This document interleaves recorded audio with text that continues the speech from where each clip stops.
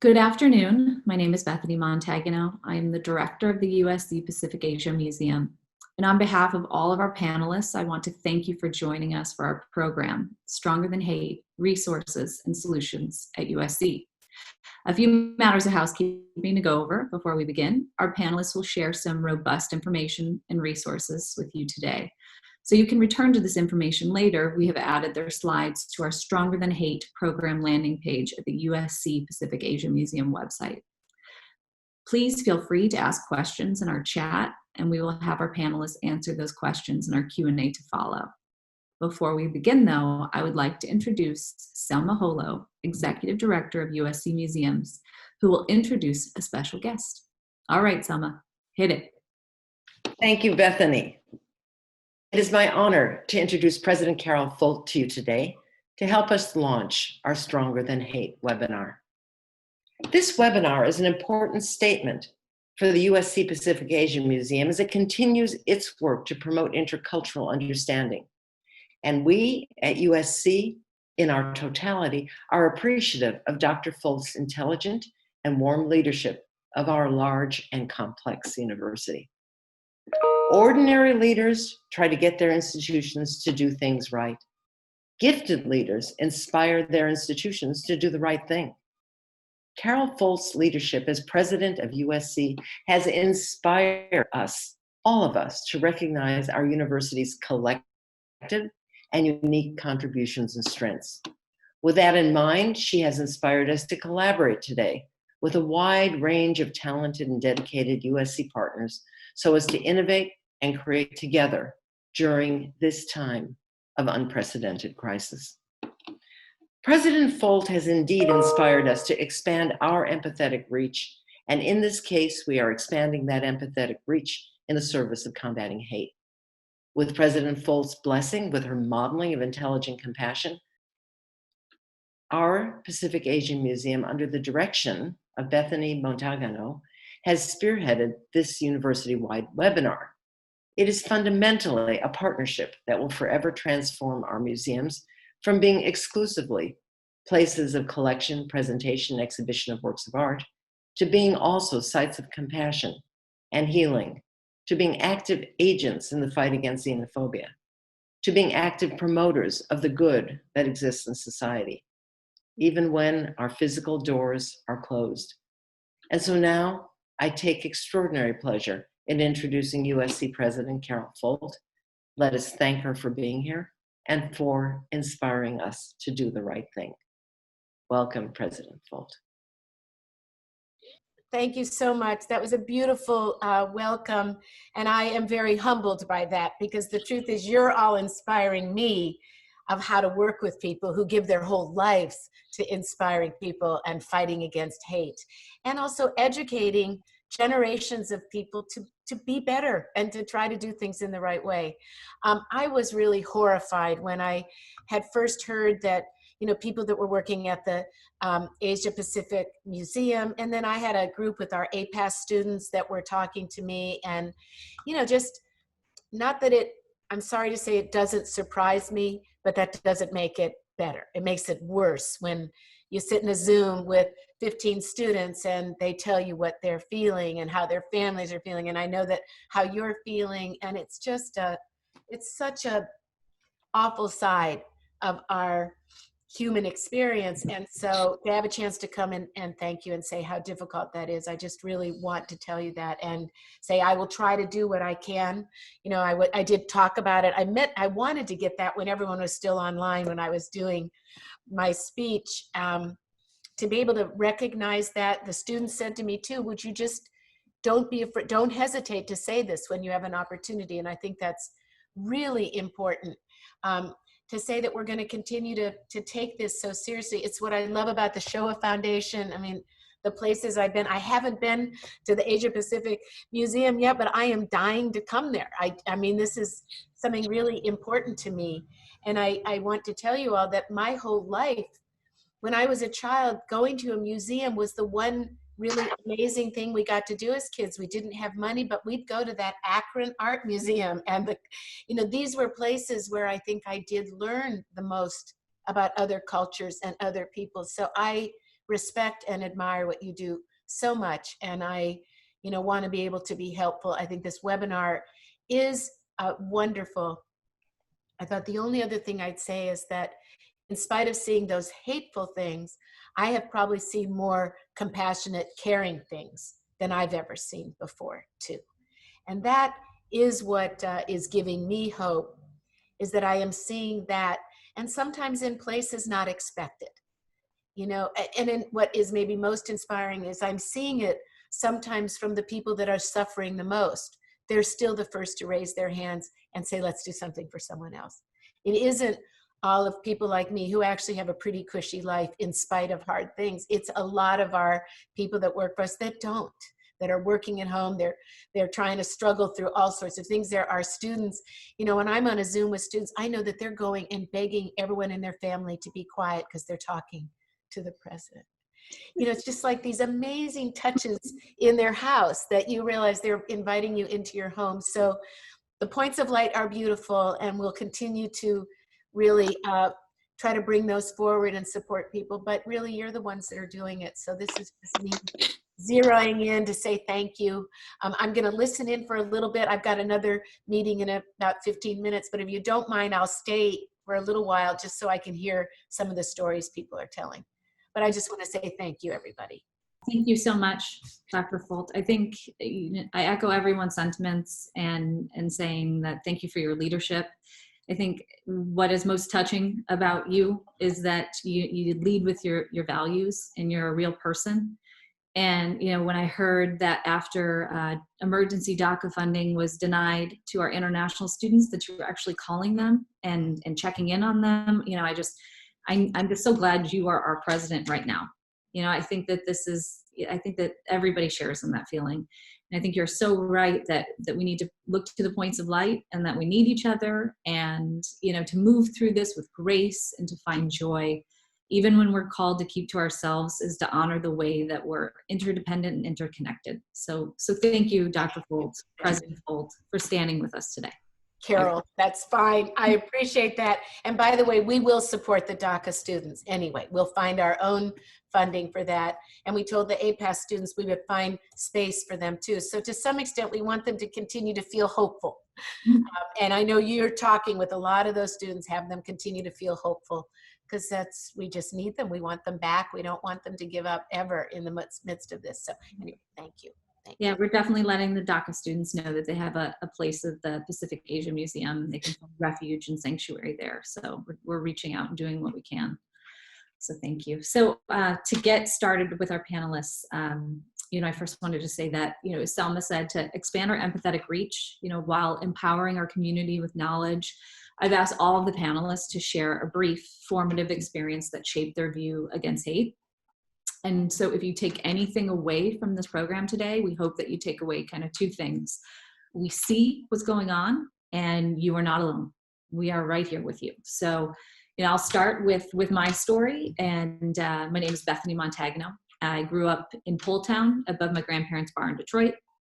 If you don't know what Poletown is, it's an enclave populated by Polish immigrants in Detroit. About 40 years ago, Detroit used eminent domain to seize the property and homes of Poletown residents to build a GM plant. Over 4,500 residents were displaced.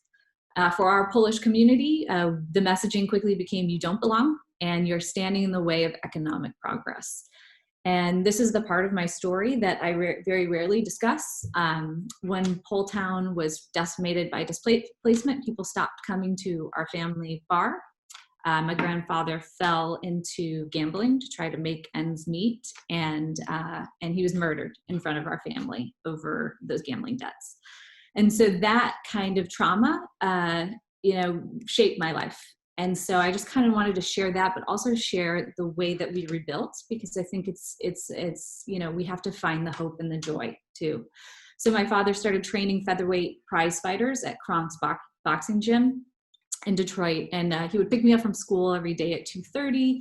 And I would spend my evenings with the kids of boxers who were white and black and Asian and Latino. And we shared joy, and we shared laughter, we shared food, we shared jokes, and we shared community. And so we rebuilt our lives together by forging this interracial solidarity that provided this balm to help us really begin again. And so that experience shaped the trajectory of my life. I dedicated my life to amplifying the stories of communities really crushed by oppression. And I helped open the Smithsonian National Museum of the American Indian. Then I helped open the Smithsonian National Museum of African American History and Culture. And then I went on to the Skirball to stand up social justice exhibitions about Jewish luminaries who were using their platforms to create a more just society. And that's where Selma found me and recruited me. And now I'm the director of the USC Pacific Asia Museum. And I have to say, despite my own experience with hate and representing diverse communities, and knowing that Asian American people have always experienced racism and discrimination in America, I have never really seen hate escalate in the way that I've seen it at the USC Pacific Asia Museum over these few short months. We've seen shunning in that Uber and Lyft drivers are not picking up my employees or my students. I've seen verbal assaults. You know, one of my student employee was verbally assaulted. Her assailants telling her not to eat bats and make everyone sick. She was followed by her harassers for 3 blocks. Disgusting racist comments on our social media. Graffiti on Mulan posters outside of our museum saying Kung Flu Panda is canceled, marked by racial slurs. And reports from our USC students about being afraid to go to the grocery store, fearing they might be spit on or attacked, and a report of a student being squirted with hand sanitizer while another filmed it, as if this is something that I think is becoming popular to do. So, you know, I felt both responsibility and urgency to act. So at the behest of students who reached out to Selma and I, we brought together this panel to marshal our resources and community together to name and claim exactly what is happening and get our community the resources that we need to better navigate this. So we hope that this will just be the beginning of our conversation, and we can expand the Stronger Than Hate initiative into a collaborative university-wide initiative. Much like Dr. Folt said that, you know, in her State of the University speech, that we should do the things that we do really well, that we have the advantage in, and do something, you know, really innovative with those things. So I hope that, you know, with what we bring in museums and what the Price School brings to this and what our counselors and well-being and wellness, as well, to show a foundation that we can really make something that really brings joy and hope to people's lives as they navigate this. So, you know, one of the first people that was on the scene when we started to report these things to USC was Patrick Prince. And Patrick is our Vice Provost of Threat Assessment. He always emphasizes during our conversation that everyone has the right to be safe when they come to USC to study and teach and learn and work.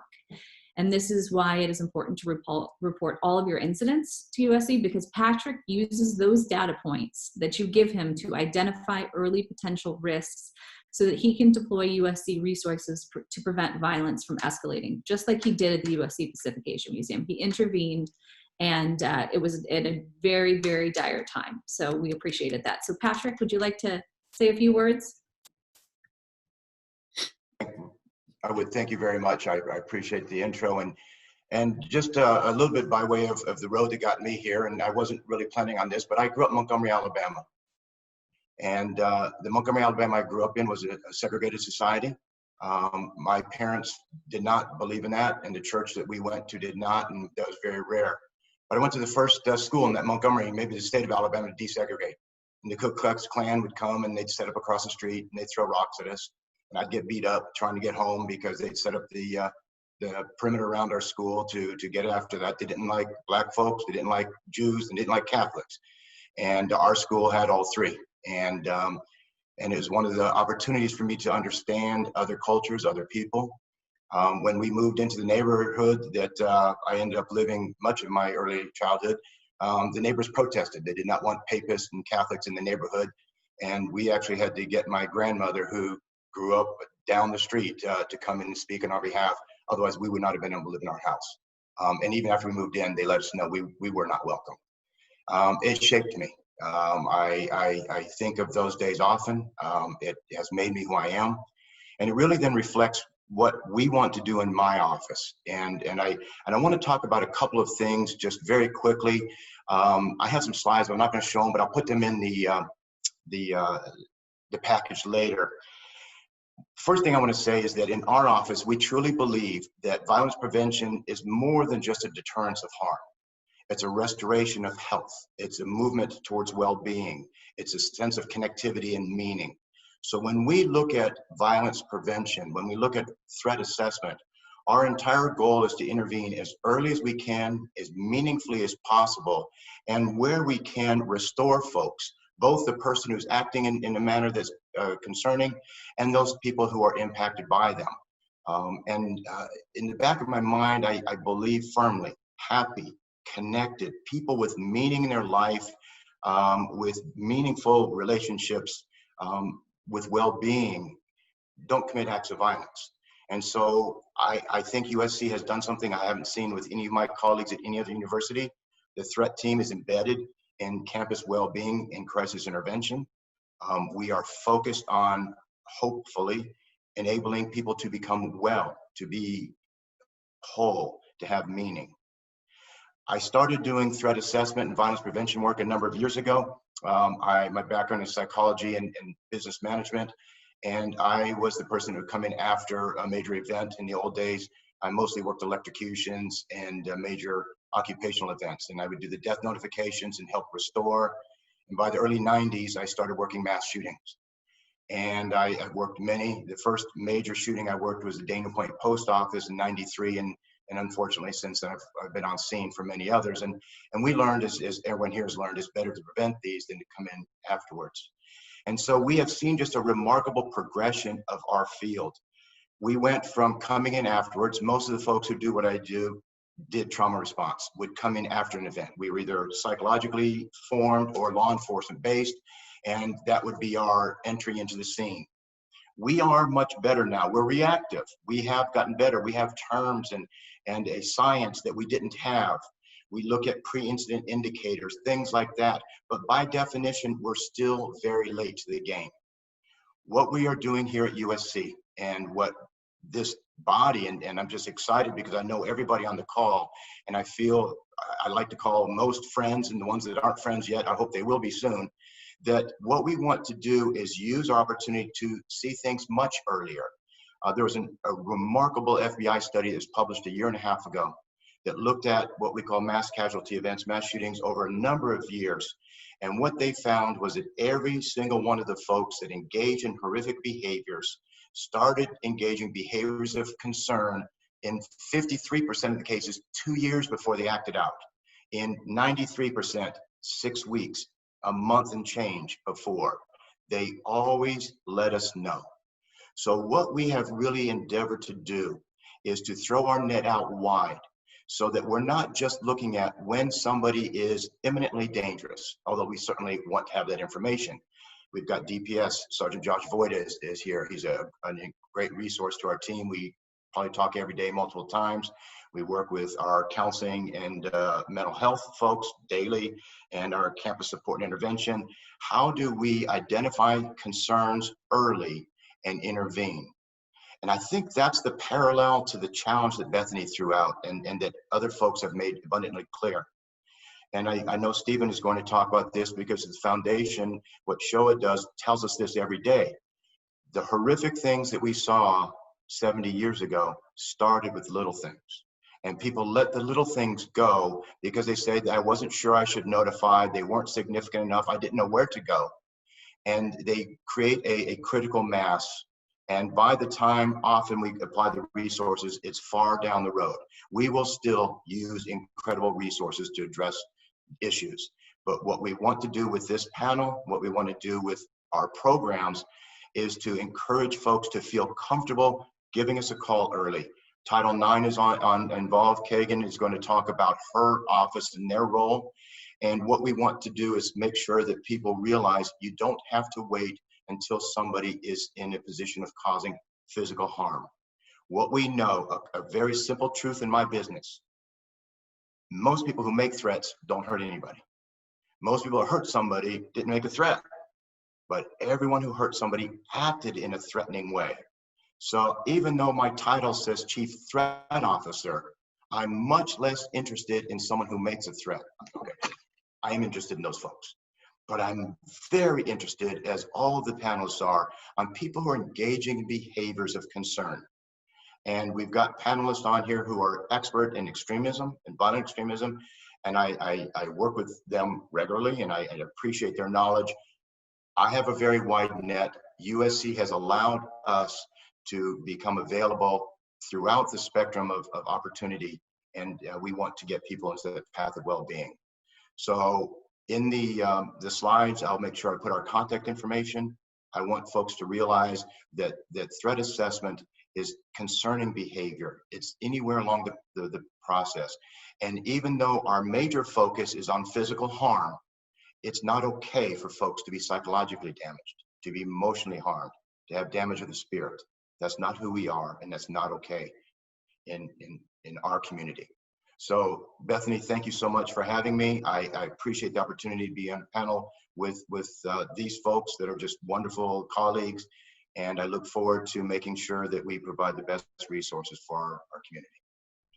Thank you so much, Patrick. Really appreciate it. I think we're going to turn it over to Errol Southers next. Errol was once the Deputy Director of Homeland Security in the California office, and he was previously served as an FBI agent. He's now a professor and expert in the area of homegrown extremism, and he's the director of the Safe Communities Institute at the Price School of Public Policy. You might have heard him on podcasts or seen him on CNN. He has a lot of important information to share with us today about the alarming increase in recruitment among white supremacist groups, especially in LA, and what that means for homegrown extremism directed at our Asian American community. So Errol. Thank you, Bethany. I'm honored and humbled to be here today. I just want to thank you for putting this incredible effort together. I want to thank President Folt for her time and her leadership for introducing this panel, this webinar today. And my colleagues, I'm incredibly humbled by the talent and expertise that's here. And most importantly, I want to really thank Dean Jack Knott, who, as you all know, is leaving the Price School. After I have been at the Price School for 17 years. I was on the panel that selected him. I'm sorry to see him go. NYU is certainly getting a good man, and we're looking forward to his successor, who I know is going to be just as outstanding. So let me just share my quick story. I grew up in the 60s, experienced the riots.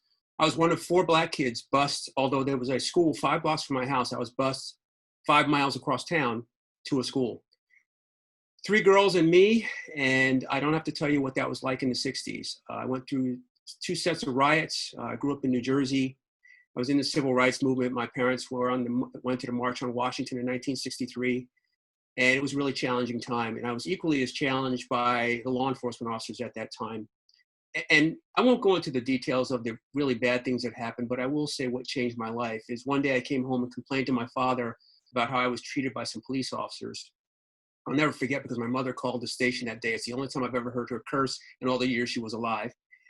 And my father finally said to me, you know, you can't change the castle from outside the moat. And when I was complaining about cops. So 40 years ago, I started my career at the Santa Monica Police Department. And I've served in 2 different law enforcement agencies as high as the rank of assistant chief, and as Bethany mentioned, the FBI. So I've hopefully done a little bit to change that culture and change some of those policies and procedures and behaviors in those agencies that don't always act in our best interest when they protect and serve. So what I'm going to do today, first I'm going to share my screen and I'm going to give you some information. And again, as we mentioned previously, everything will be available after the presentation. So I'm going to go through 5 different things today. I'm going to basically talk about what this challenge is, give you some data and analysis about what's happening, tell you where and why this is happening, probably most important, what to do if you're a victim or a witness. And then I'm going to give you some free resources that you can take away from this talk without doing absolutely anything. I always start these conversations with thanking our first responders, public safety, public health. These are some of the students that are in our classes, in our programs. They're working right now 12-hour shifts. And I got to tell you, it's amazing how many students in the last several weeks have been in my classroom from their station office, from their police cars. From one of my paramedics got a call during class and said, I got to go. And they have not given up their education. They've not given up on serving us. So I want to thank them for their courage. And I want to thank them for protecting and serving us in this difficult time. The Safe Communities Institute, just three quick things. Our mission is really talking about public safety that's interdisciplinary, holistic, and comprehensive, and we work in three different areas of education, research, and community engagement.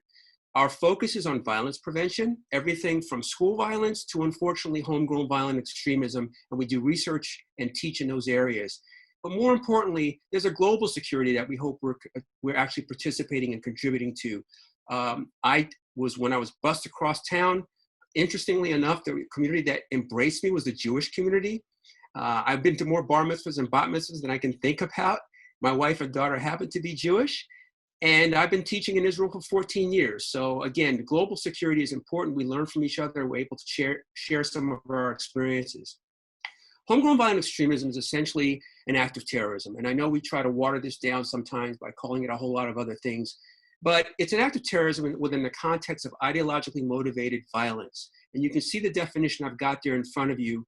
And unfortunately, the data over the last decade has been overwhelmingly pointing to a direction and a threat that has been largely ignored, because after 9/11, we focused holistically on international terrorism and groups like Al-Qaeda and ISIS. And so now we're talking about a threat in homegrown violent extremists that are not just unique to the United States, but to my colleagues in France, where I also teach. They have an incredible problem there, in the UK, in Germany, and we're all dealing with these now acts of violent extremism that happen in our own countries. We've hosted a number of summits at the Safe Communities Institute and Price in the last 3 years. In 2017, we had a Global Solutions in the Age of Homegrown Violent Extremism Summit. I serve on the board for Life After Hate. Life After Hate is an organization formed by radical right-wing extremists, white supremacists, and neo-Nazis. Although we look at a whole collection of diverse extremist ideologies, it was formed by them, we learn from them, and they're able to help us get people to disengage from these organizations and get back into a life of serving and being more tolerant of each other. And then last year we had a digital summit. We moved to a digital platform last year. We were able to put all of our panelists in the Annenberg School of Communication, and at the same time reach out to over 2,000 people around the world who engaged in our summit that day. We're going to talk about three different streams here of extremist violence. One is based on religious ideologies, the second is based on religious motivation, and the third is what I call issue-oriented motivations, those that fit into what I call the anti-category: anti-immigrant, anti-government, anti-abortion, anti-gay, and we'll talk about how these are all now coming together in sort of a trifecta of affecting the Asian American community specifically, and other communities as we talk about this era of hate. So we all live in this new age of instant news. There's fake news and there's facts. And so I'm going to share a really well-known quote that we use all the time at my center. W. Edwards Deming once said, "Without data, you're just another person with an opinion." So let's talk about some facts and some data. Underreporting is a huge problem in this area of hate crimes. If you look at the data that I'm showing you now, and you see the blue bar there is race, ethnicity, and ancestry. The orange bar is religion, and the gray bar is sexual orientation. You can see, of course, there's been an increase, but that's not what is really disturbing when you look at this. There are over 20 cities in America with populations of more than 150,000 people that reported zero hate crimes. You and I both know that's not mathematically possible. There were zero incidents reported in the entire states of Alabama and Wyoming, and more than 16,000 law enforcement agencies reported zero. So with all due respect to my colleagues, brothers and sisters in law enforcement, we have got to do a better job of educating them on what a hate crime is, how it should be reported, and how we should make sure it gets put into the database so we know exactly what that climate actually looks like. The FBI put out a warning just before we all went into stay-at-home policies across the country. In the New York field office, they were talking about how white supremacists and neo-Nazis had gone online, encouraging their members to spread COVID to law enforcement and Jewish communities specifically. If you were infected, to go out and touch them, go out and spit on them. It was just incredible, the things we were seeing. In trying to arrest a 36-year-old racial, religious, and anti-government extremist who was plotting to bomb a Kansas City medical center where they were treating COVID victims, who was shot and killed by the FBI during that arrest engagement.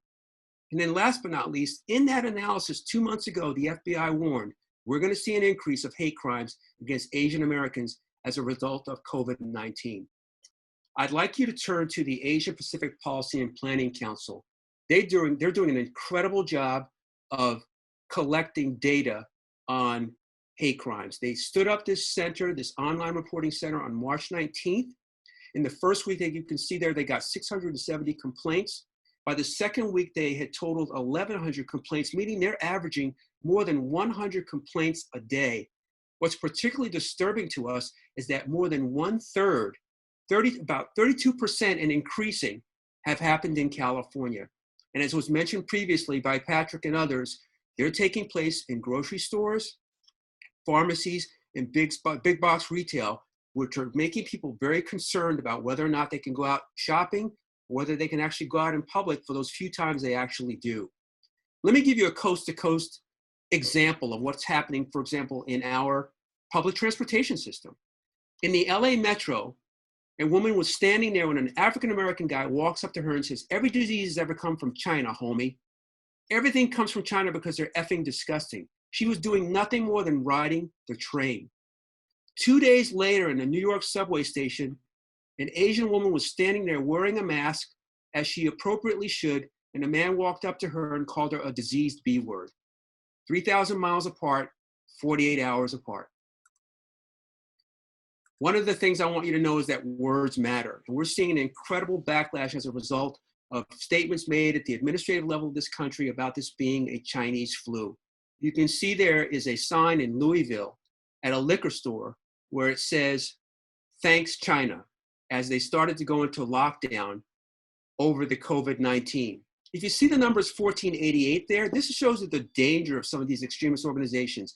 At the same time as attacking Asian Americans, you can see there they've got 1488. Those 14 words are the slogan of white nationalists, where they say we must secure the existence of our people and a future for white children. And by the way, the 1488 is not the address for this liquor store. 14, A is the first letter of the alphabet first, and what you have there is 1488, 88, H is the 8th letter of the alphabet, HH, Heil Hitler. So you've got the 14 words combined with 88. Charlottesville, as we talk about religion now, Charlottesville was an incredible defining moment in this country. A lot of organizations, particularly on the right wing, that do not typically work well together, coalesced that day in 2017. You can see there on this graph the acts of anti-Semitism before and after Charlottesville, and 182% increase were just demonstrable. And they've been problematic ever since that event took place. The ADL, who we work very closely with here in Los Angeles and across the country, have done several surveys. They're an incredible source of data.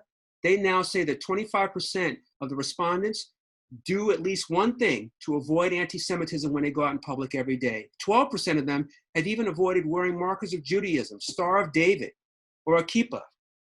50% fear being attacked in public by wearing Jewish religious symbols, and 63% say they're less safe now than they were 10 years ago. Another organization, the American Jewish Community, did a survey, and in theirs, they found that 20% of the Jews experienced verbal anti-Semitism in the last year. Let me move on to the last category, issue-oriented. And you can see there, you've got largely anti-government rallies going on around the country now pushing back against the stay-at-home orders. These efforts are not apolitical.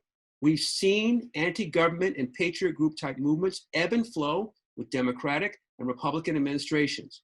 During Bill Clinton's time, we had a high. When George W. Bush was president, it tailed off to an all-time low. The spike during the 2 terms of President Obama were extraordinary. As a matter of fact, I can tell you that Stormfront is one of the first, it is the first white supremacist website in the world. On the day that President Obama was elected, I went to their site. They got so many hits that day, their site crashed. I went to the site for the National Socialist Movement, which is a neo-Nazi site, one of the most dangerous in this country. They posted, "Our worst fears have come true. We have a black guy for president, and he has a Jew for chief of staff," referring to Rahm Emanuel. What's particularly disturbing to us in the research and law enforcement community is that, as you can see there, those numbers of anti-government and patriot groups are not trailing off. In fact, now they're increasing. This is being fueled by one major underlying fact. 10 years ago, it was projected we would become a minority-majority country by 2050. That has now been upgraded, so we will become a majority-minority country by 2045. Some of those sites I mentioned previously, when I used to visit them, had clocks on their homepage ticking down to how many months, weeks, and days were left to the year 2045. So here's what you should do. First of all, if you're a victim, the most important thing for you is distance. If you have a way out, take it. My dad used to always say the best fight you're ever going to have is the one you don't have to have. So if you can get away, leave. It doesn't matter if you've got a basket full of groceries or if you're standing there in line. If this starts to happen and you feel threatened, please find that escape route and take it. If you're a witness, again, you want to make sure you've got some distance there as you're watching this happen. But if you feel comfortable, start to move closer to that victim. Most of these people who do this are cowards, and they don't take on people when they're in greater numbers than they are. So when you move closer to that victim, it signals some support, and perhaps they'll cease and desist. And then last but not least, and this should not be a priority, but if you can, film the incident. I'm embarrassed to tell you that in America, I've now seen Asian Americans across the country wearing GoPro cameras on baseball caps when they go out in public so they can film an incident if they're victimized when they're out. Last but not least, again, if you're a witness, follow up with that victim. Make sure they're okay. Recommend reporting. We need to know. People like Patrick Prince in our office there of threat management, they need to know where this is happening, who did it, and so we can also actually have people deployed there so it won't happen again. As Patrick mentioned previously, all threats and threateners are not equal. Most threateners are unlikely to carry out that threat, but all threats have to be taken seriously. And we want to make sure that you notify the proper authorities. So let me give you some options here in my last slide. Number one, the Asia Pacific Policy and Planning Council has an online site. If you don't feel comfortable getting on that phone right away, go home, go to that site, and you can report there. Last but not least, if you're on campus, please let our Department of Public Safety know what happened to you with as many details as you can recall. And you can always call the Los Angeles Police Department. We work very closely with them, and they will want to be able to put together teams so they can saturate those areas to deter people from acting in that way in the future. And last but not least, I know in this age of cell phones, you've probably never seen these, but every campus in America has these emergency blue light phones. By the way, every parking structure on our campus has one on every floor. You don't have to dial it. You don't have to know a number. You walk to it, you push the button, and you will speak to an officer immediately and let them know what happened. They'll know where you are, and they can get to you very quickly. Last but not least, stay informed. And I'll give you some resources here you can take away for free right now. The ADL has what's called a heat map, which stands for hate, extremism, anti-Semitism, and terrorism. It is an interactive map that if you scroll over a city, it'll tell you exactly what kinds of groups are there, what kinds of incidents are happening, and when those incidents actually did happen, mostly extremist and anti-Semitic incidents across our country. So that's the heat map. Second, on your phones, go ahead and download the app from our colleagues over at the Simon Wiesenthal Center and the Museum of Tolerance. That app is called Combat Hate. It'll give you, again, an option to report immediately from your phone, as well as an education on a whole collection of hate and digital terrorism information that's available at that site. And then last but not least, we have our hashtag Virus of Hate at the Safe Communities Center. We're tracking now news reports, police actions, and other resources related to extremist activities and hate during COVID-19. We regularly update that information, and it's located at sci.usc.edu. So I'm going to end by saying this. Again, we should unapologetically challenge everything these people stand for. They are a very, very small minority of people in America. But I want to say this to you. This is not the end. It's not the beginning of the end, but it certainly is the end of the beginning. Bethany, thank you for your time, and I hope I can answer some questions at the end. Thank you so much, Errol. I really appreciate it. It was really, really informative, and I hope everybody's really inspired to report. I do. It's very disconcerting to hear how much underreporting is a problem. So next up is Josh Voida, and he comes to us from USC's Department of Public Safety. He has 20 years of experience in campus law enforcement, and he has served in a variety of assignments in DPS, including special operations, terrorism, and currently managed the department's crisis intervention team. And Josh has been trained in crisis negotiations by the FBI and will share some of that knowledge with us today. So on to you, Josh. Well, hi, everyone. I am Josh Voida. I've been with the USC Department of Public Safety for more than 20 years, working my way through various assignments, as Bethany said. I've worked as a patrol officer, detective, spent a couple of months on loan to LAPD to work with their detectives there. And now my job is to identify threats to the USC community and work with Patrick and our other partners to figure out how to keep everyone safe. Now, during my time with DPS, I've responded to a pretty wide range of incidents, everything from homicide to a bird refusing to move off the sidewalk. I've investigated hate crimes, and the investigation is really no different than any other crime. I check for witnesses, find video surveillance, interview suspects, make an arrest if I find the right person. Now, the real difference is in the impact a hate crime has on a victim. To be a victim simply because of who you are can have a long-term effect even over generations. The whole reason I am in this country is because my ancestors had to flee from their homeland when it was occupied by another country that decided to destroy our culture. When the foreign police found books written in our language in my great uncle's house, the whole family had to flee the country to avoid arrest and execution. Now, that was 120 years ago, and I'm still angry about it.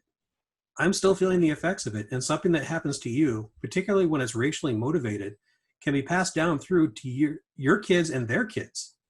And that's why I think a hate crime deserves special attention. Now, let me differentiate between a hate crime and a hate incident. A hate crime requires that an actual crime takes place, something that would be a crime no matter what the motive is, but in this case is motivated by a prejudice. A hate incident, on the other hand, is something that isn't a crime, but there is a clear prejudice involved. Let's say someone calls you a racist name or sends you a racist email. That isn't necessarily a crime, but DPS still wants to know about it. We will still take a report and send it to LAPD so we can understand where things are happening and where we need to focus our efforts to keep everyone safe. So what should you do if you're just the victim of a hate crime? As Dr. Southers was saying, call DPS or call the local police. We will get officers to you, make sure you are not in danger, and investigate the crime. All DPS crime reports go to LAPD, and we promise that we have more time for you and put more effort into your investigation than they are able to. They have an entire city to protect, whereas we just have responsibility for the USC area. We have way more officers in the area than they do, and they're usually doing their best to get to a long list of pending calls. They've got a burglary, they've got a vandalism, they've got a disturbance, they've got a ton of stuff that they need to get to, and they're trying to get to them as quickly as possible. Now, we can get pretty busy, but we still have more time, and our detectives will be a lot easier to reach. We want our students to feel at home at USC, and we will not tolerate hate crimes. Now, some tips for what to do if someone is in your face right there, right now. You're walking down the street and someone confronts you and starts saying racist things to you, maybe looks like they want to fight. Now, this is not the time to try to change someone's beliefs. This is a time for self-preservation. You don't know you don't know why this person believes what they do or how dangerous they are. There isn't anything that you can say at that moment that is going to get them to stop and think and change their mind about their whole belief system. Your first priority, as Dr. Southers was saying, is to get away from this person. If you can get somewhere safe, do it. If you can get to somewhere where there are more people and someone can help you, do it. Then call DPS or 911 when you're able, so we can come talk to this person and figure out exactly what their problem is. Now, if you're stuck with this person and can't call DPS, play for time. Time is your friend. The longer you can keep them talking, the more chance they will start to be somewhat rational. Now, don't be tempted to be witty with them. You may have some sort of smart comeback that will make them look stupid. The problem is that if they are dangerous, that might make them attack you. If they start going on about their problems with people that look like you, don't start making light of their experience. Whatever problems this person has, in their mind, it's real. This person is clearly in a crisis of their own if they have the need to confront you about it. Don't argue with them about moral issues. Don't laugh at them. Don't make them angry.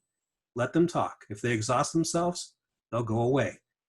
Anything you do to provoke them puts you at risk. Now, even if they go away, call DPS afterwards. We need to know about this person and try to find them. Get a good description of what they look like and give it to our dispatcher. Now, you should have the Live Safe app on your phone, and you can use that to call us with one touch or even send our dispatchers video. The GPS on there will also tell us exactly where you are if you enable that feature. So even if you happen to be somewhere well outside of DPS's area, you can still do a one touch. Our dispatchers will see that you're in Phoenix, Arizona, for instance, and we'll be able to contact local authorities for you.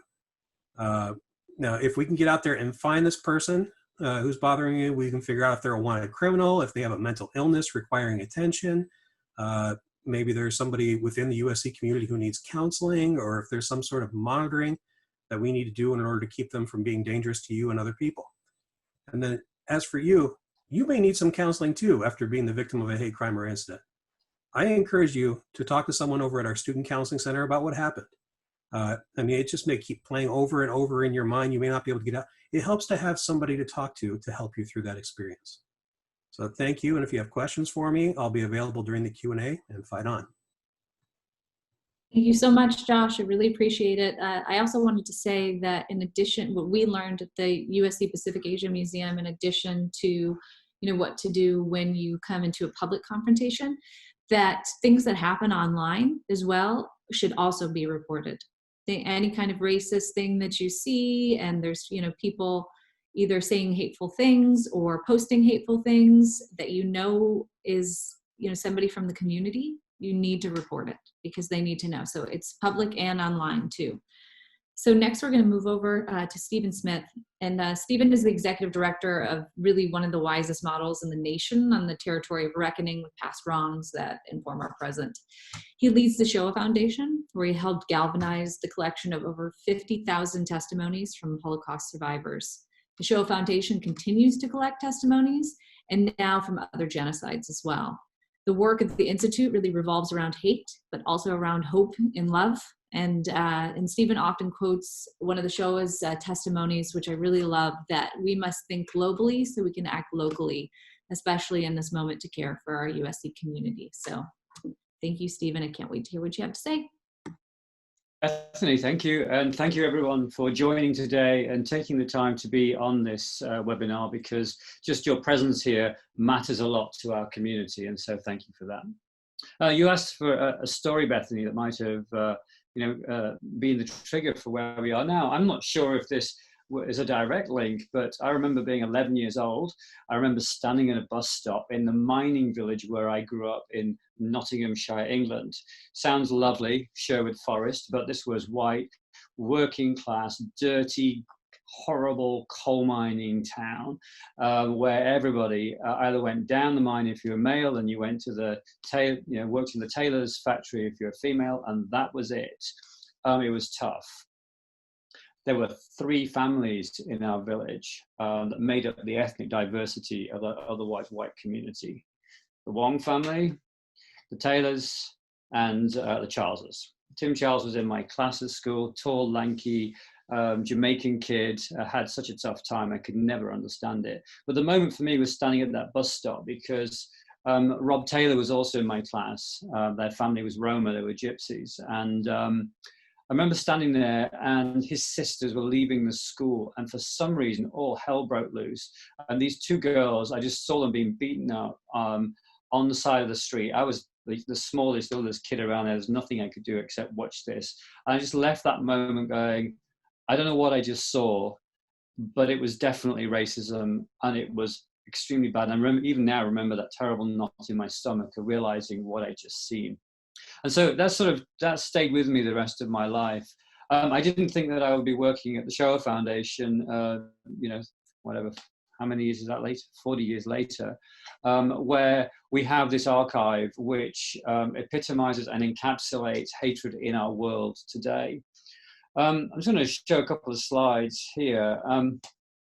2017, we all woke up to this site in August of 2017 when Unite the Right found their way together to Charlottesville, and we saw this Tiki Torch parade and, of course, the murder the following morning of Heather Heyer. Seeing that as members of the team at USC, USC Shoah Foundation, we realized that we had a duty and a responsibility to respond to that, not only because of that particular incident, but what it represents in our society in America today.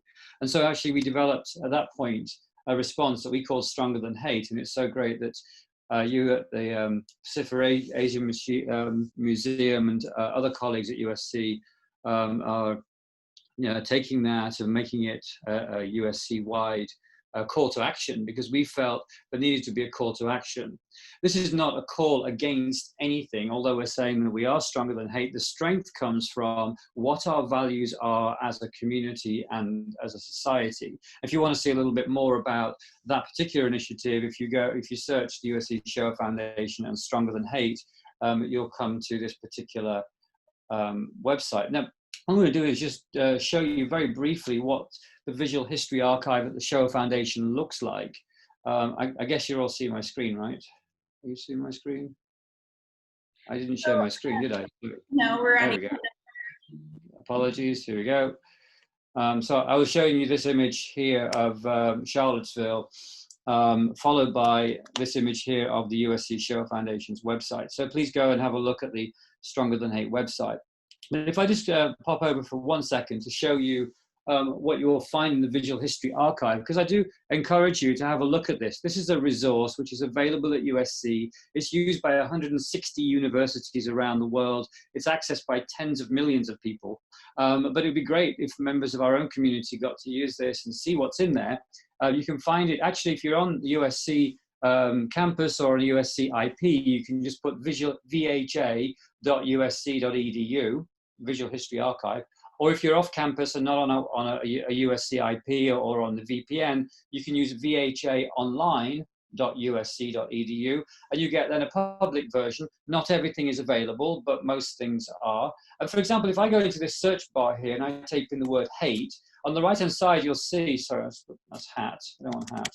You see here, we have 54,000 testimonies available. If I type in the word hate here in that bar, what you see is that goes down to 17,574.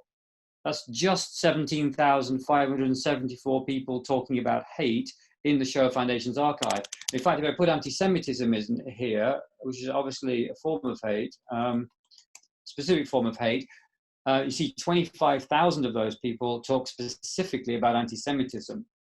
So if I just go back and type in the word hate again and then press search, it's going to take me to all the results in the archive that have that word or a synonym of that word.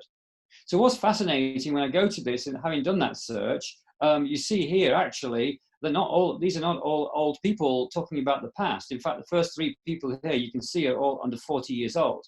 If I click on Bilan Osman here, what we find is in the USC Shoah Foundation's archive, the first person talking about hate actually is Bilan.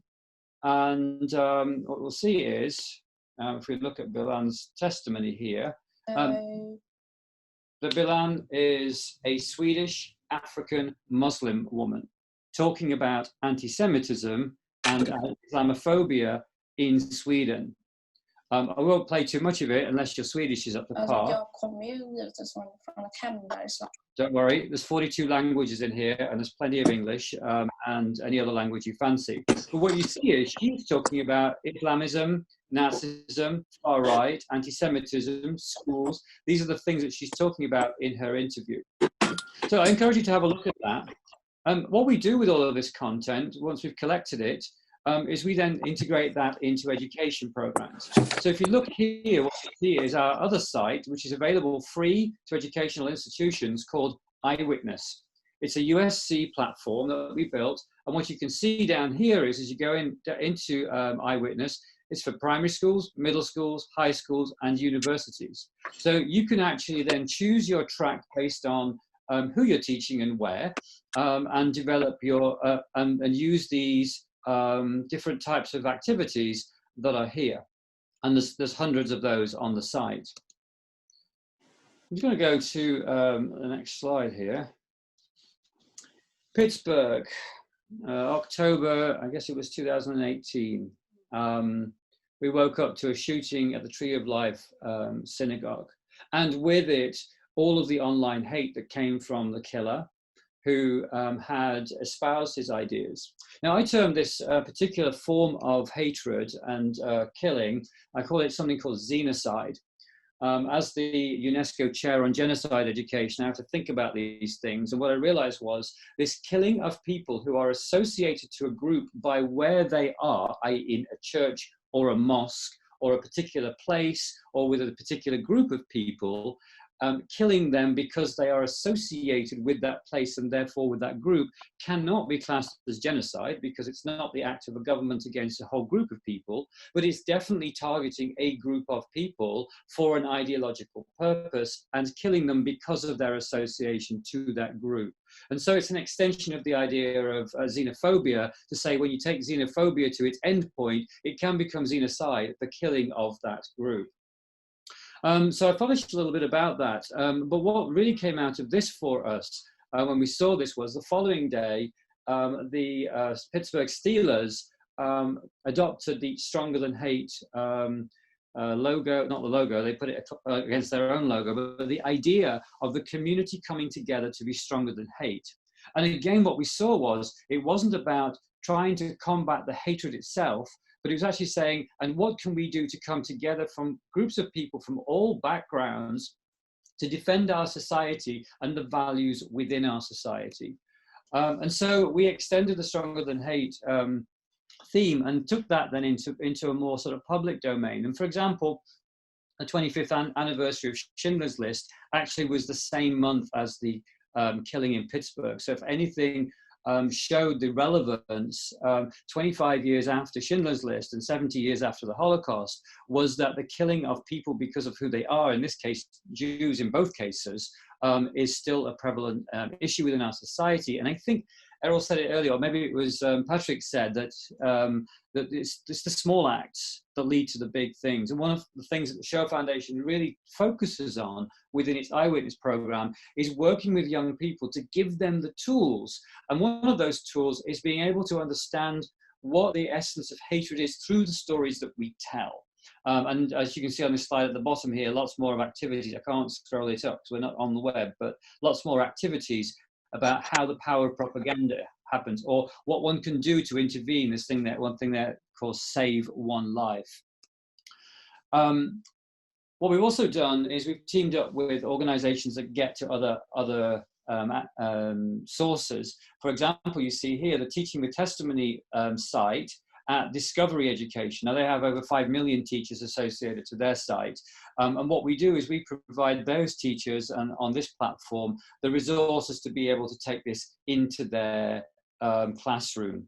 And so what we're able to do through this Stronger Than Hate challenge is ask students to identify something within their community that they think that they want to change.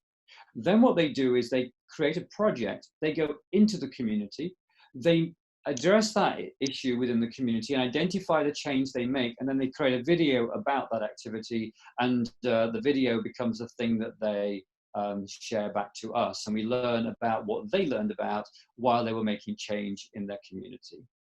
So those are some of the things that are happening. All I want to say is to all of our attendees today, you're very welcome to participate in any of the activities at the USC Shoah Foundation. And the whole purpose of this Stronger Than Hate webinar today is to say we as a community at USC are working together to develop programs, to develop educational resources, both for on campus, but also to share in our wider community. Thanks, Bethany. Absolutely. Thank you very much, Stephen. Appreciate it. So next we are going to introduce Quaid. Quaid just recently had a baby. Congratulations. He's back from paternity leave. Quaid is a licensed clinical psychologist in the Provost Office of Campus Wellbeing and Education. He works collaboratively with staff, faculty, and students and administrators to identify systemic challenges that impact our individual and group well-being. His work and research focuses on intersections between culture, race, identity, mental health, and well-being. And off to you, Quaid. Thank you. Great, thank you. And thanks so much for putting this together. I think it's useful to start by highlighting the Asian experience in the US prior to COVID as a foundation for understanding what these current experiences of hate are. And I use the term Asian really just as a shorthand to acknowledge the real diversity within the Asian community. There are dozens of different cultures and backgrounds and histories that are included in that term. But in the US, Asians are regularly cast as forever foreigners. Those statements of where are you from, even if the family has been a part of this country for generations, and being framed as forever foreign, it really reinforces the difference and outgrouping of Asians in the United States. And that's been going on for decades. We see model minority tropes that persist, and those are connected to this invisibility of sorts in mainstream culture. And despite recent exposure in film, with Parasite, winning and all that stuff, the invisibility doesn't protect members of Asian cultures and communities from prejudice beliefs and stereotypes and discrimination from others. But because of this invisible status, really, these daily experiences are not well publicized. And even within many Asian communities, there is a real hesitance to reach out and report, a real hesitance to talk about these experiences outside of the community. So I think that plays a huge role also in just awareness of these experiences. We know that discrimination is prejudice in action. And so discrimination as hateful actions on those internal beliefs of others as different or inferior based on their identities. And so in this way, the discrimination and the acts of hate that we're seeing post-COVID is simply revealing the hate and bias that was there long before the first cases of COVID were popping up here in the United States. And when there's a voice in a position of power that really stokes those flames of prejudice, as we've seen happen against countless groups, discrimination and violence really may not be far behind, unfortunately. For Asian students and members of the USC community in particular, if we think contextually, the COVID-related discrimination faced is just another burden on top of those other challenges that impact all of us, right? Including the scandals that have rocked the university over the last couple of years, leadership changes and instability there and uncertainty, the spate of student deaths in the fall semester, and then even the challenges posed by COVID and the response itself, like sheltering in place, housing and food and financial insecurity. Discrimination and hate is just another stressor that continues to take its toll. And all of this, as I think about it from this psychological perspective, can of course, contribute to feelings of sadness and isolation and loneliness and low mood. I think Josh brought some of that up too. And these experiences can really exacerbate ongoing mental health challenges that people in the community might have already. And it can trigger the emergence of new ones. Maybe that exchange that a student, faculty, or staff would have had, maybe that was just that last stressor that pushed them over, and then they go home and they're upset, frustrated, and then it plays out and has a ripple effect on their sphere of influence in their community. And all this is happening at a time when reaching out for support from family and friends is all the more difficult. And even if you're able to connect via Zoom or whatever that is, or phone or FaceTime, there's an intimacy and a connection and a closeness of support that can feel like it's missing in that. And so, it's important to think about the impact of the hate that stems from COVID and the discrimination and challenges that we're seeing. I think it's really helpful to place all that in context and use this as another opportunity to really highlight the fact that Asians experience discrimination every day. This is just a situation where we're starting to see it, the type of discrimination and the acts we're seeing shift a bit. And so I think that's just an important piece to highlight there. When we think about the types of discrimination faced, I think it's important to distinguish between microaggressions and microassaults, right? To borrow language from Gerald Wing Su and other researchers. Microaggressions, those are those insidious, ignorant comments and insults that are experienced on a daily basis. And that is prejudice that is very deep, deep in language and policy and interactions. Those are those exchanges or questions where the person on the receiving end is left thinking, something about that just didn't feel right. I'm not sure what that is. Am I overreacting or not? And then that person on the receiving end is sort of left to process all of that using psychological energy, emotion, to try to figure out what was going on. Microaggressions, these experiences that are subtle, when they're aggregated, can have profound negative effects on a person's sense of identity, self-esteem, and mental health, because they erode the individual over time, right? That's the death by 1,000 cuts. And those are really challenging to manage psychologically because they require so much psychological energy, right? In identification, processing, and then figuring out a response. But then by the time you figured out what actually has happened, that person is long gone and you're left holding on to that anger and frustration and fear without any recourse. Now, what we're starting to see more now and have been seeing now related to COVID are those micro assaults. So microaggressions, micro assaults, to use that terminology. And those are those exchanges that are highly overt, those are direct insults, those are discriminatory actions that are purposely meant to cause harm. And so these acts that we're seeing and hearing, the examples that Bethany had mentioned in the beginning and everything that we've been seeing in some of Errol's slides and other stories, these are terrible experiences in their own right, and they inflict pain and suffering and cause anger, frustration, and a whole host of other experiences. In some ways, they can be easier to defend against psychologically because they're so blatant. They're so blatantly discriminatory and racist that in some cases, not all, but in some cases, it can be easier for a person to discount the aggressor and the comment as just straight up racist, straight up wrong, than having to sort of go through that guessing game and trying to decipher and deduce whether a microaggression actually took place or not. So I think that's just a really important distinction. Again, I'm not trying to minimize the impact of these or say that they're not powerful. I think it's a useful distinction in thinking about what the experience might be for someone on the receiving end, and think about what the response can be as different between microaggressions and micro assaults as well. As Josh mentioned, the psychological experiences of discrimination and hate can vary widely. For many, there's an immediate response of anger and sadness and frustration, fear of physical harm. There can be a desire to respond, a real strong, powerful one, but maybe you're unsure of how or what to say so that you don't exacerbate the situation, just as was brought up before. And the lingering impact of these emotions and thoughts can be devastating, and they can contribute to ongoing difficulty with mood or attention or concentration or focus or engagement, connection with others even, and it can lead to a desire to isolate. And that's challenging given how isolated each of us may already feel given this response to COVID.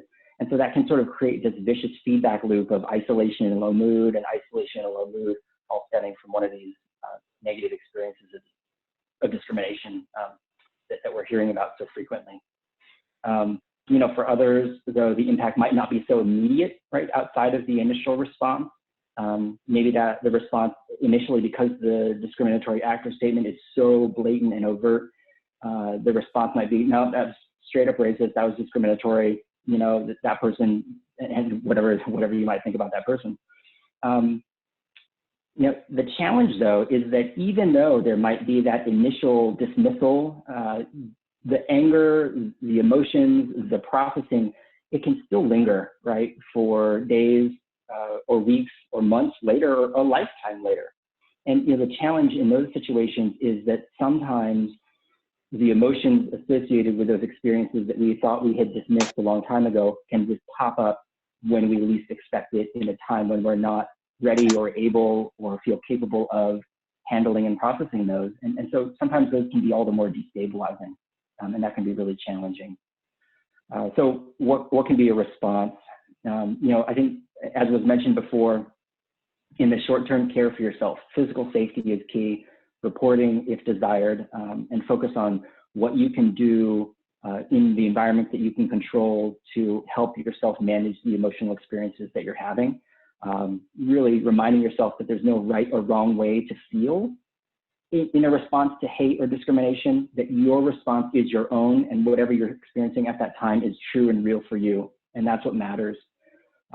when you're ready, again, because there's no set timeline for when you need to process these things, when you're ready, then it's about, reaching out to close friends, communities that you're a part of, a counselor, a therapist, and starting to explore some of those thoughts and feelings if that's something that you want to do. Now, I know also, painting with really broad strokes here, but many communities within the Asian diaspora have real strong feelings against counseling and therapy. And so I'm not telling everyone to go talk to a counselor or therapist, but whoever it might be, those people that are close to you, if you feel like you want to, processing can be really helpful. Being able to just share the story and have someone say that was horrible and that shouldn't have happened. So, whatever that processing looks like for you, I just encourage you to seek it out. And as you think about your experiences, I really hope that you haven't been on the receiving end of any of these, but if you are, know that racism and discrimination and prejudice toward a group, it's not you, it's not your personhood or your character, it is hate that is born out of fear. And, it's about, at this point, seeking validation and support from those people in your community that you connect with.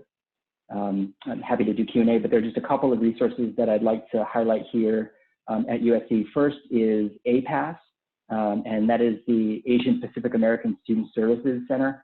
The director is Jonathan Wang, and he does a wonderful job of providing a community for Asian identified students on this campus. And even though we're ending the semester, moving into summer, I just strongly encourage anybody to reach out, faculty, staff, or students, for consultation or support. If you're a faculty member or staff person, you have a student in your employ or in your office who's experienced discrimination, contact Jonathan. Sorry to volunteer you, Jonathan, but you're just a wealth of information and knowledge and can help provide guidance. I know the Student Counseling Center and their therapists can also provide that as well. Our office are happy to provide some consultation too. So let me share this one slide. So as was mentioned, our office is Campus Wellbeing and Education, and there are two programs that I think could be great resources, especially in this time where we are all sequestered at home. And the first is Ask Ari. It's set to be released soon. It's really nearly ready to go. Ask Ari is a virtual online well-being support. It is based off of artificial intelligence technology that can allow students, staff, or faculty to really interact with and get recommendations on how to support themselves in times of challenge. It's not an online therapist, it's not a replacement for therapy, but an example would be a student, faculty, or staff going on and typing in, I just experienced some discrimination on campus. And the way that Ask Ari has been built with the AI features is it really works to understand every single word that was typed in and generate a response that is validating, that is supportive, and that is accurate. And the great way that the AI supports this process is rather than just sending that student or that person a list of resources and saying, here you go, now have a nice day, Ask Ari will follow up and say, you know what, sometimes when people experience discrimination, it can really lead to challenges around low mood or other stress or difficulty focusing. Do you think you're experiencing something like that? Because it knows some of the associated experiences or symptomatology for some of these things. And in that way, it's a much more interactive way of getting support that can really point students, faculty, and staff in the direction of in-person resources on campus if that's what they're looking to do. And then finally, and then I'll wrap up, Mindful USC has been around for a number of years, and it's a wonderful resource that are utilized by all staff, faculty, and students. And just broadly, given the times that we're in, it can be really difficult to carve out that mental space. And Mindful USC has a range of services that could be helpful, whether you have the time for a class or not, whether you can download the app and just do a few-minute meditation. There's a variety of supports that are useful there. So I just encourage you to download the app, visit the website, and see if there are any classes at Mindful USC that might be helpful. But thanks again, and thanks to all the panelists too. Thank you so much, Quade. That's really good resources, I think, not only for the students, but for everyone else. And to truly understand the psychological impact of what's happening, I think is so important. So thank you so much for your presentation. Next, we're going to move on to Kagan, who is the Associate Director of Student Civil Rights, Conduct, and Compliance in the Title IX Office. While at USC, she's conducted equity investigations on students and student organizations, trained extensively within the university community, and led the office's assessment of transgender inclusion at the university. She has lectured extensively on university responses to interpersonal violence. So, Kagan, we look forward to what you have to say. Thank you so much. My name is Kagan, and I use she, her pronouns. I'm going to be sharing my screen right now to do a quick presentation. I'm a visual learner, so I want to make sure that everybody can see what I'm talking about. Here we go. So the USC Title IX office is the Student Civil Rights Office on campus. What this means is that we are tasked with making sure that federal and state laws that prohibit harassment and discrimination are upheld through our policies, practices, and responses. So we are not a law enforcement office. We work very closely with the Department of Public Safety and LAPD for criminal reports. And we work very closely with the Threat Assessment Office to see if there's any ongoing concern for community safety. But we are a response office. I want to introduce to you the Office of Equity and Diversity because they are our counter office, our sister office, if you will. They focus on staff and faculty misconduct, whereas the Title IX office focuses on student misconduct as well as student support. So our job, like I said, is to address potential university policy violations. So their harassment and discrimination are prohibited by university policies, and we would be the offices that address that conduct. Importantly, we are also the office that is tasked with remedying the harm that is caused by civil rights violations. It is the bulk of what we do. It is not the only investigations, we do those, but it is really the supportive pieces that I'm going to talk about. And we also are tasked with tracking any patterns to see if there needs to be an institutional or community response to civil rights violations. We coordinate with local law enforcement if the conduct is also a crime. And I really appreciated Josh's distinction between a hate incident and a hate crime.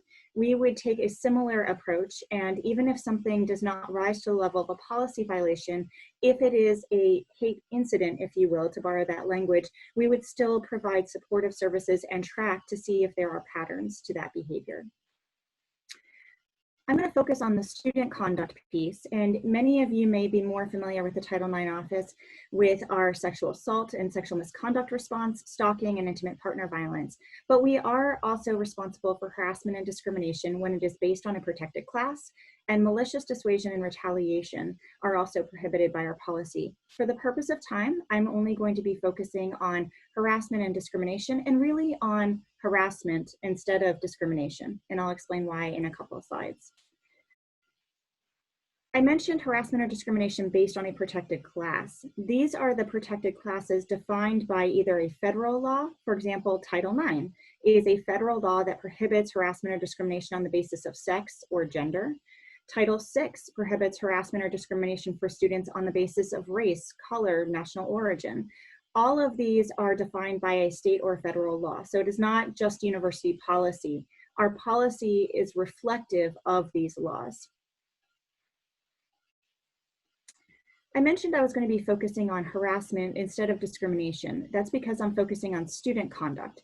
Discrimination, by definition, means a denial of an opportunity or unfair selection. So an example of discrimination would be somebody feeling like they got a different grade or a poor grade because that did not reflect their work because of their sexual orientation, their sexual identity, their race, that kind of thing. That's discrimination, or whether or not they were admitted to the university at all.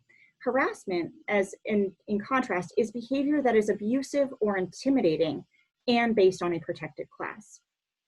Abusive or intimidating behavior that is not based on a protected class is also a policy violation potentially. It's just not addressed by the Title IX office. We would refer that conduct to Student Judicial Affairs and Community Standards, or SJACs, or residential education if it occurred within one of the residence halls.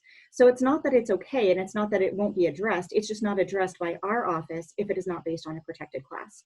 An example of this might be, for example, political affiliations are not protected classes. So around elections, these types of things often come up as a very heated arguments, and that might be something we would refer to SJACs or residential education.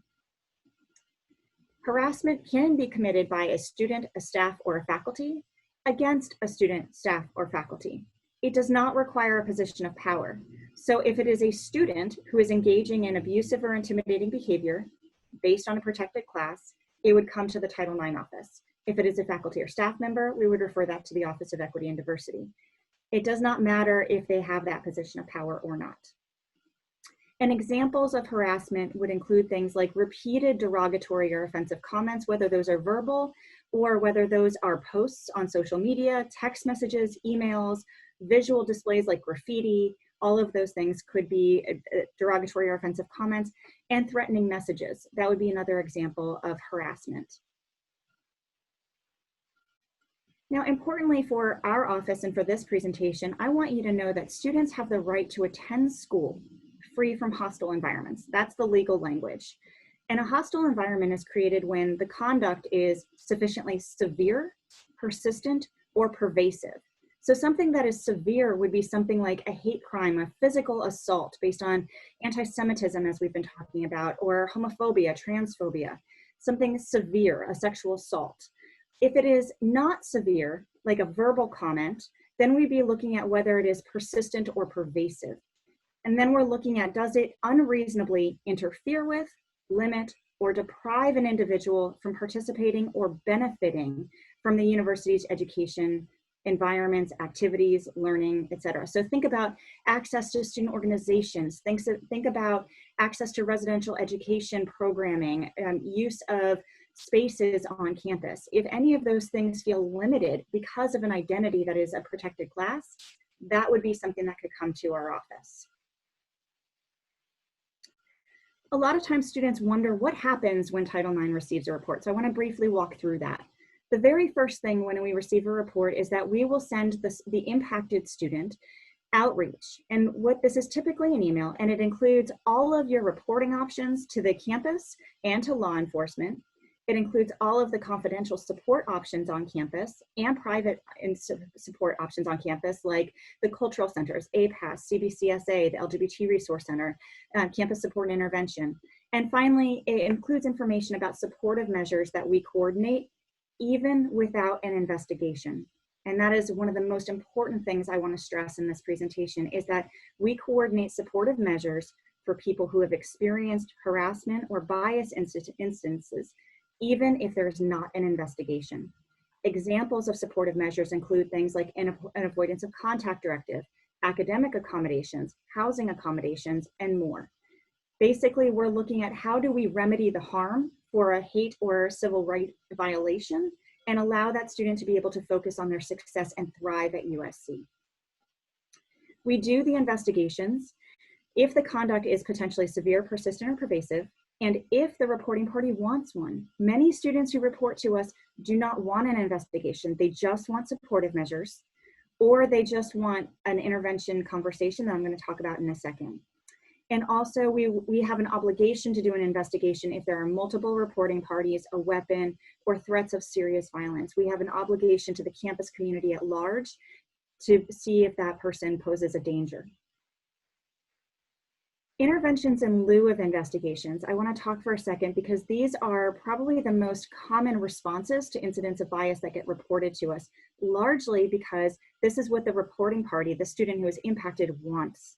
They often want, they'll tell me in these conversations, I just want somebody who's in a position of authority, like you, Kagan, to talk to this person and explain how what they did was wrong, that it is a violation of university policy, and that if they were to continue doing that, that there could be an investigation and sanctions. They often want that kind of intervention conversation, and we do those, and that they are called interventions in lieu.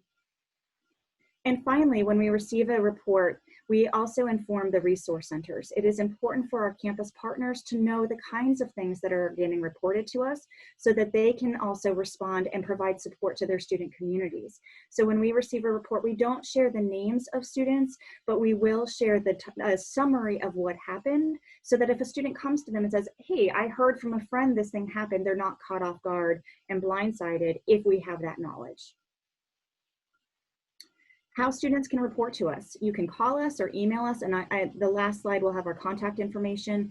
You can file a DPS report. We get all of the DPS reports that are related to incidents of hate crimes and harassment. You can use the LiveSafe app. And I remember that Errol was talking about the blue light phones that are in parking garages. The LiveSafe app is free for all USC students, and it essentially turns your cell phone into a blue light phone. And you can report these incidences. You can also chat. You can send anonymous messages to DPS, and this is a wonderful resource. And finally, there is a bias report form that the Title IX Center manages, and it is available at this website. Students can complete this form, and it is a way to contact us. You can fill it out anonymously if you want. Just know that our ability to respond will be limited if we don't have your contact information. We can't send you that outreach if we don't know who you are. We can't coordinate supportive measures if we don't know who you are. But we will absolutely track the incident to see if we have prior reports regarding the same person, or if we're seeing clusters of similar types of incidences.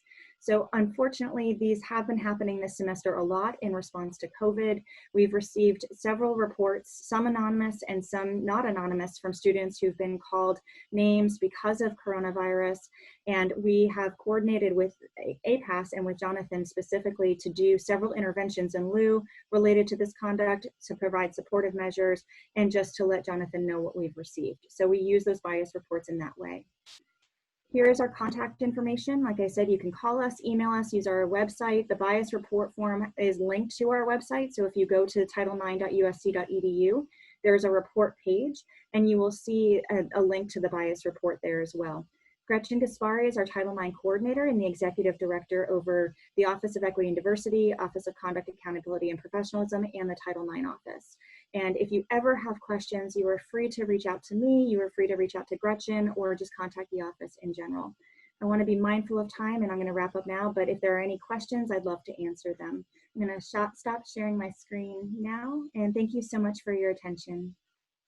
Thank you so much, Kagan. I really appreciate it. We have one more short presentation, so I also want to encourage the participants to ask your questions in the Q&A bubble at the bottom of your screen. So you can start submitting those questions for our Q&A, which is to follow. So next, I am going to introduce Linda. She's our Assistant Director at the Center for Work and Family Life.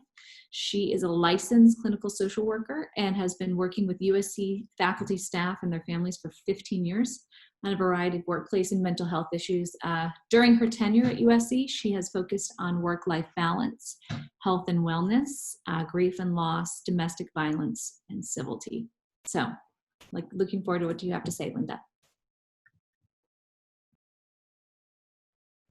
Linda, you're on mute. Sorry, thank you so much. And just a sad correction, it's going to be about 20 years in July that I've been here. So being an alum and now being here in the Employee Assistance Program for that many years feels like I live at the university, which is not a bad thing.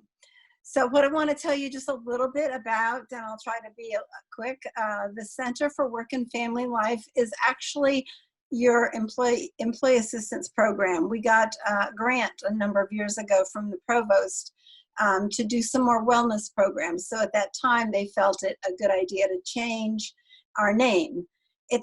And before that, it was the Faculty, Staff, Counseling, and Consultation Center, which was really ridiculous to say. So if you just think of us as your employee assistance program, your internal employee assistance program, that's the best way to think about us.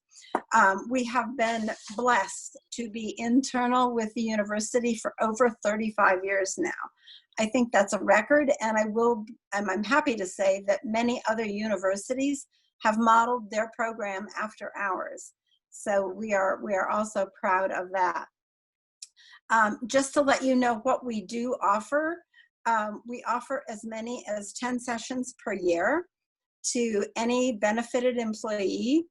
If a different issue comes up and you've already used your 10, you get another 10.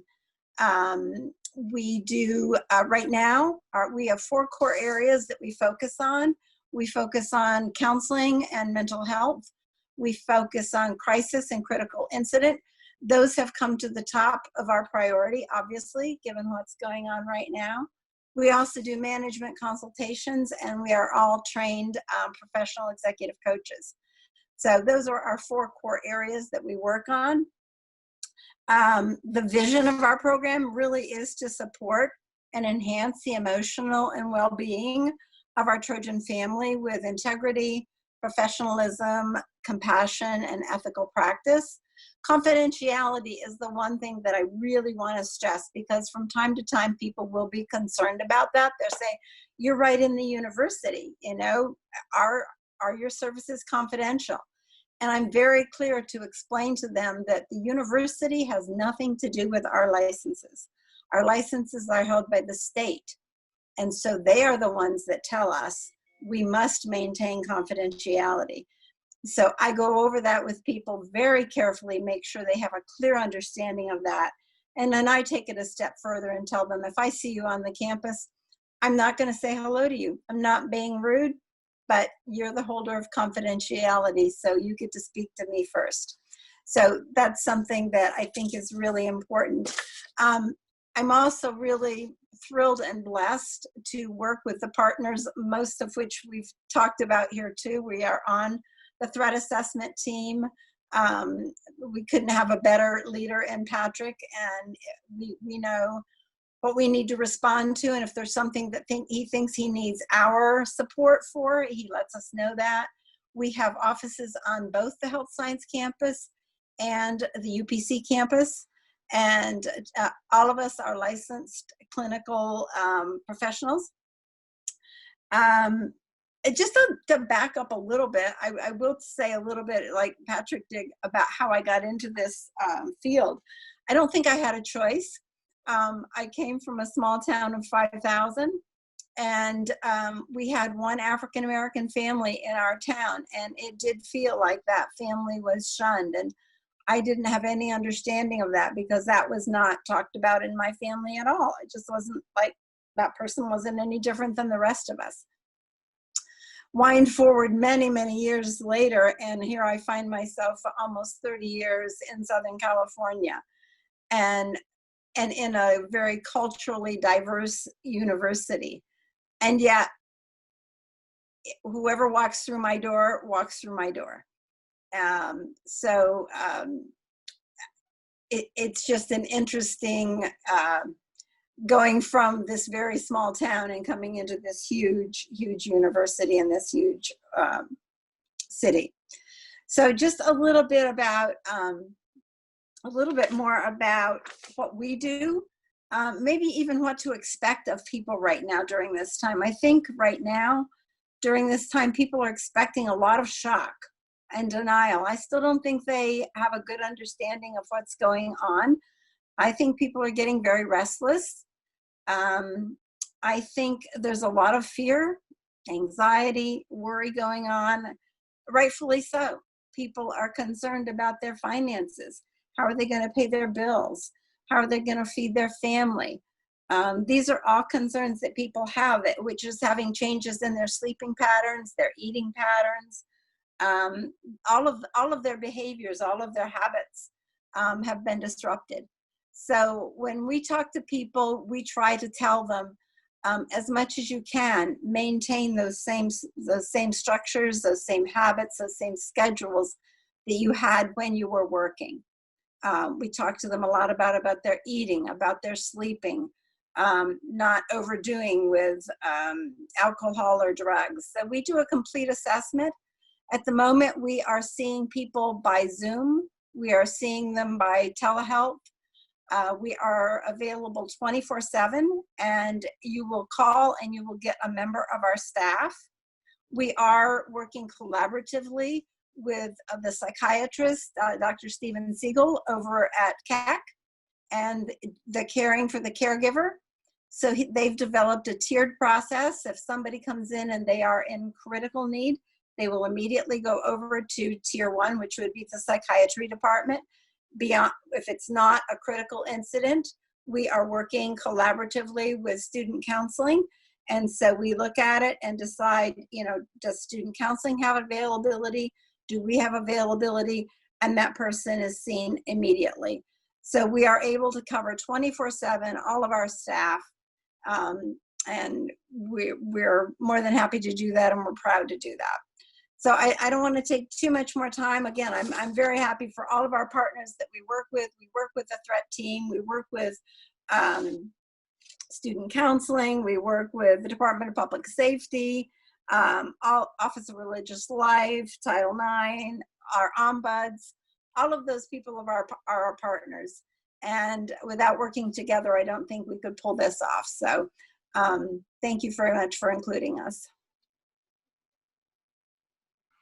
Thank you so much, Linda. I appreciate your presentation.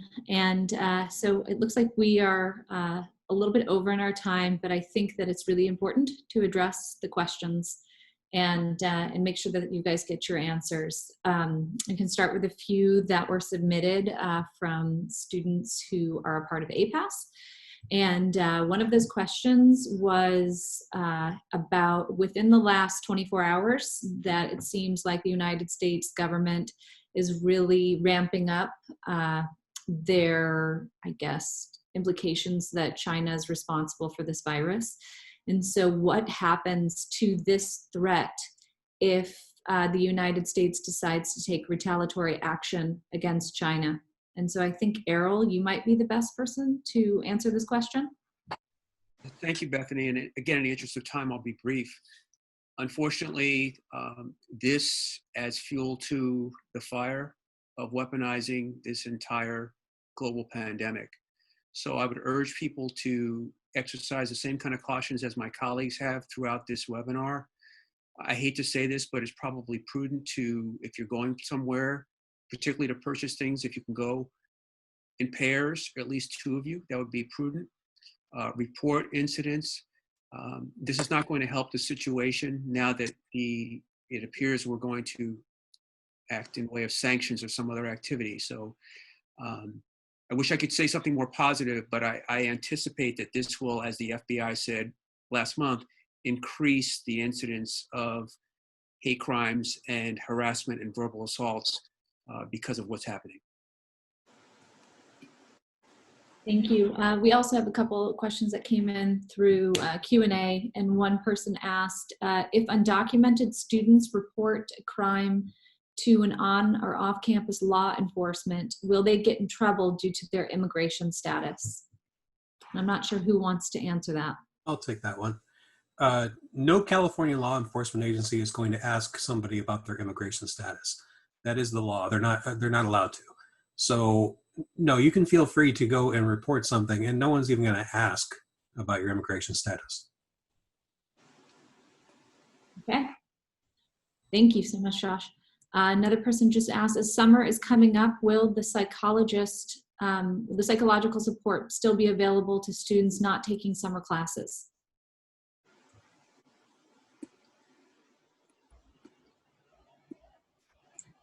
I can't speak to students. I can say that our offices are going to be continuing 24/7 for faculty and staff. And if we have an agreement that if we need to back up student counseling, we can do that.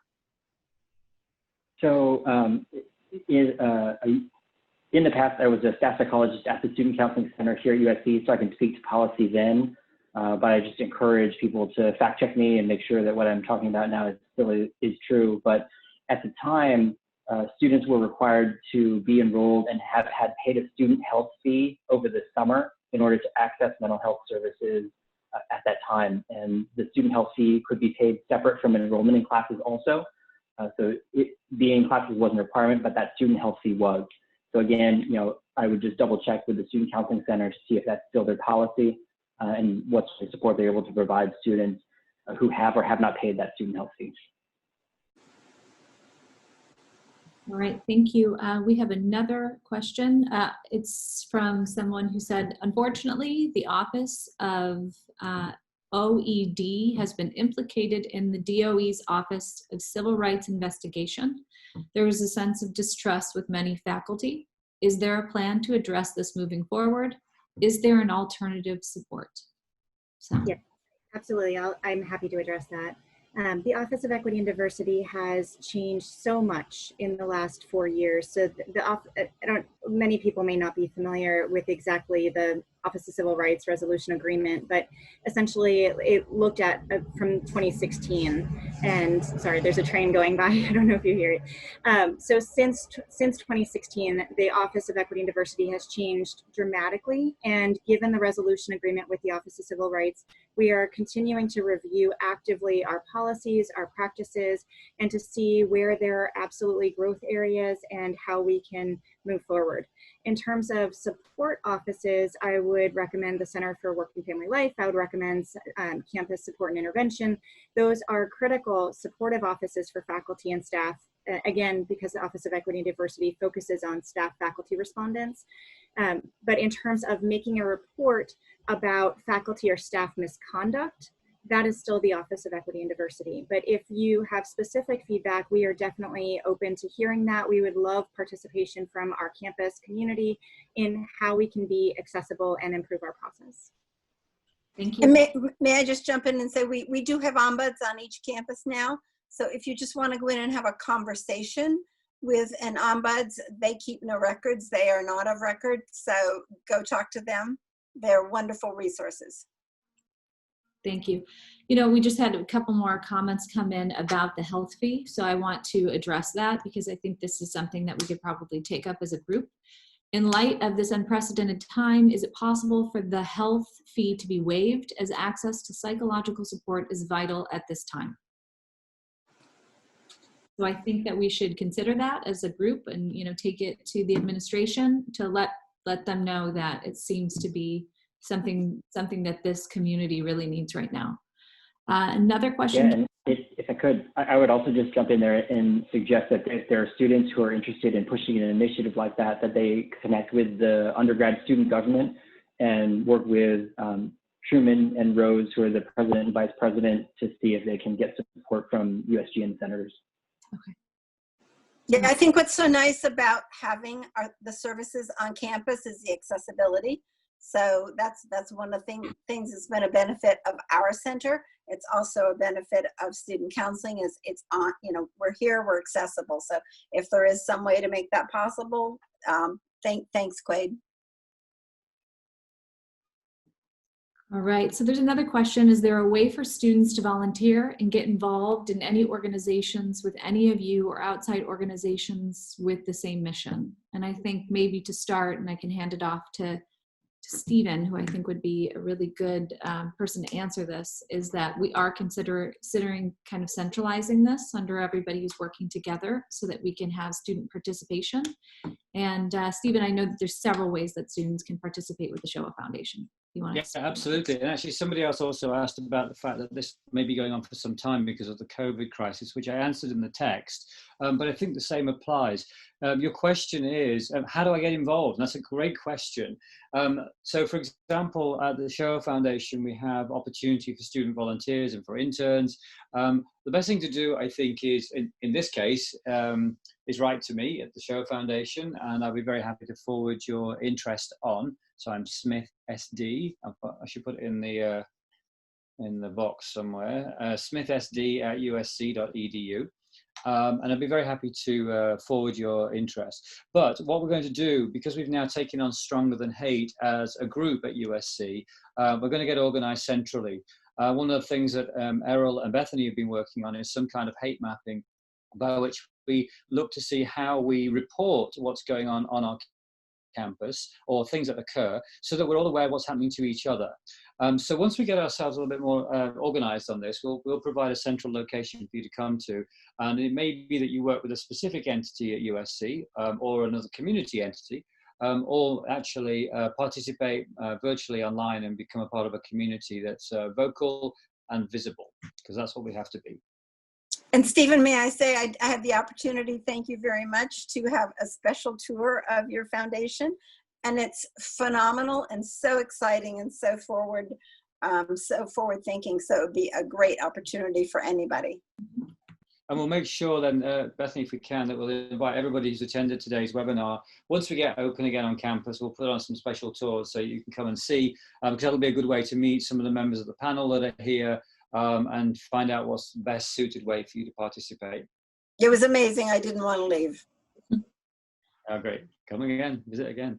Absolutely. And if there's any student groups or faculty that are listening right now that you also would like to participate in working with us as we expand the Stronger Than Hate initiative, please contact us and let us know.